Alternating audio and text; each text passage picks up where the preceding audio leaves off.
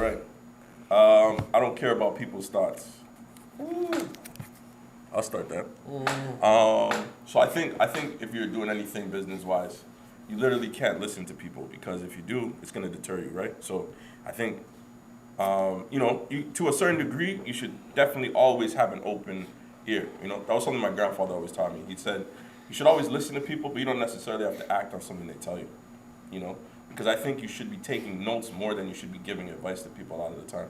And you just made a good point. Any CEO, any business owner, anybody working understands, like, if you stop talking and listen, a person will tell you a lot about them if you don't say much. You know what I'm saying? So at the end of the day, I think it's very important to take a scale back and really just pay attention and listen, and then move accordingly. Do what you got to do anyway, because sometimes your gut could take you in a position that person may not go. Not to mention that person may not think or have the same beliefs, that same drive that you have. So there's so many different factors, right? So I think to a degree you shouldn't care what people think, people's thoughts. There's a balance on that one Yeah, for me. It depends, because one, it really depends on the context of the advice. Yeah. Right.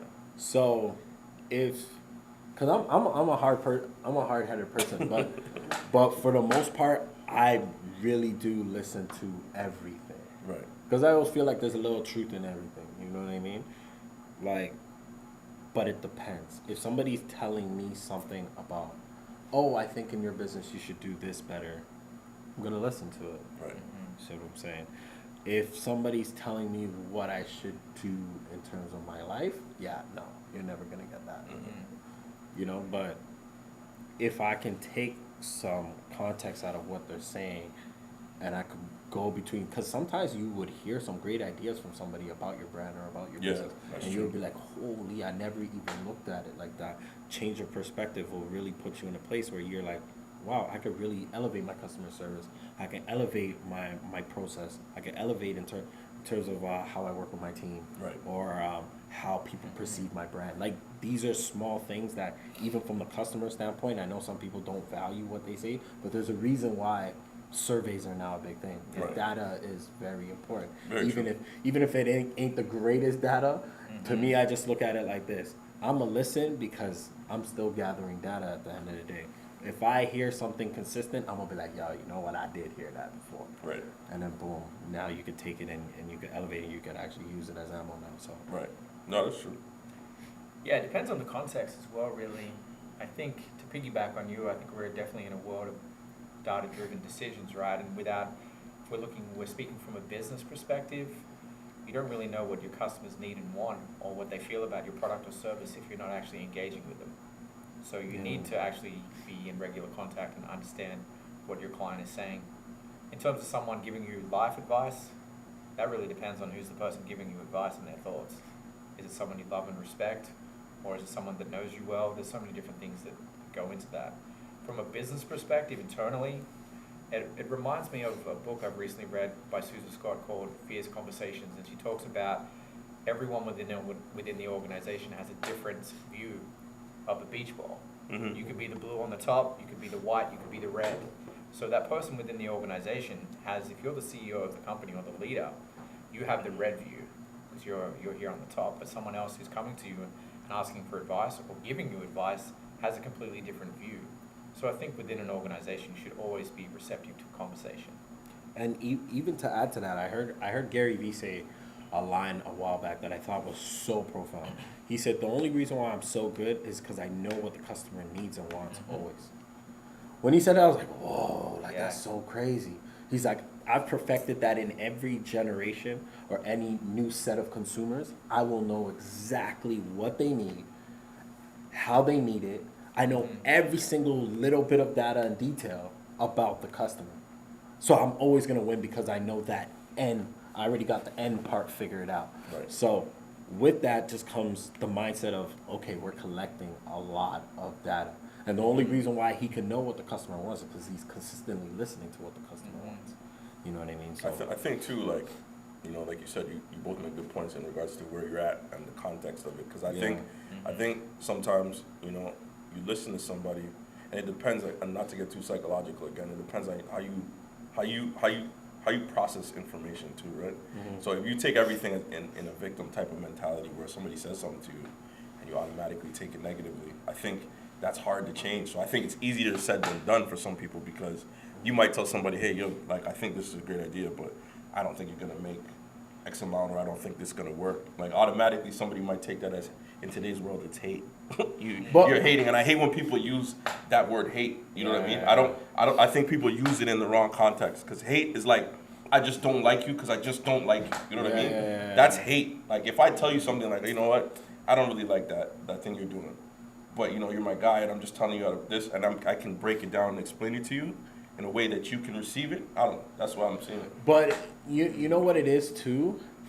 I don't feel like it's necessary to pay attention.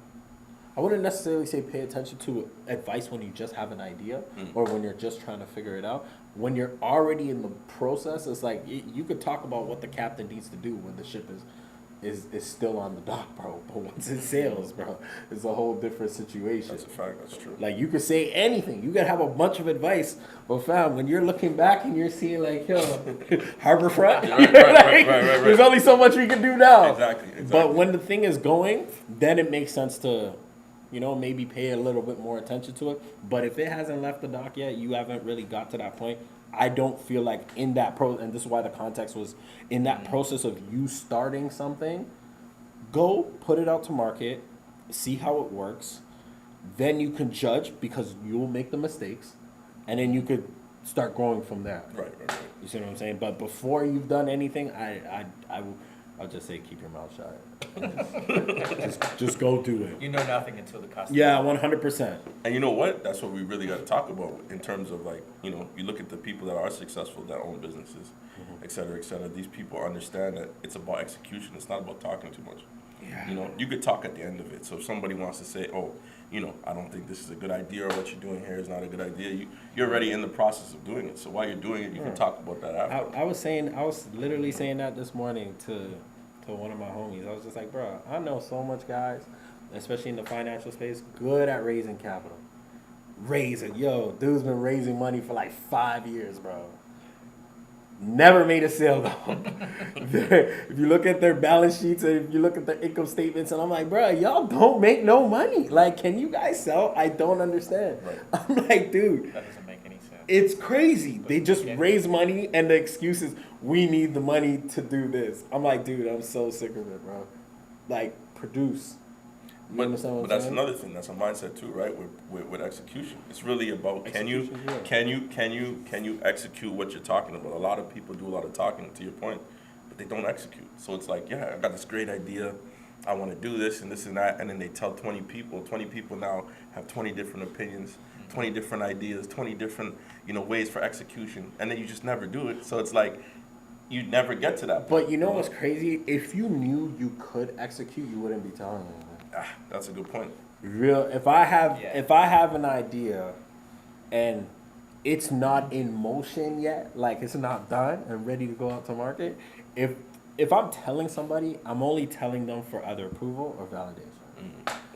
There's no reason why I should be telling. First off, if you really have a good idea, you should be fucking scared that this person might take your shit. Right. If you're not signing no non-competes, I think it's crazy to talk to anybody about it. If you really know and you know how to execute, you wouldn't be, bro. If you know how to execute it, you're not talking to nobody. That's true. You're only talking to them when it's ready to go and you're ready to sell to them. That's it. But I also think too, though, sometimes if you're confident, and that's again mindset, right? If you're confident in what you're doing, even if I told you something, I know my execution will be completely different. Oh, 100%. So that to me is like, okay, I could tell 20 people, but I know that you're not going to do it the way I'm going to do it. You know what I mean? But here's the thing, though. Why am I telling them? No, you're right. You see what I'm saying? It could Like, be the why am I- validation piece. Like you said, you're looking for validation, right? Like, I don't know why. Unless I feel like what I have could benefit this person, or they could plug me in with people that this can benefit, I don't understand why I'll be talking about it. That's Like, true.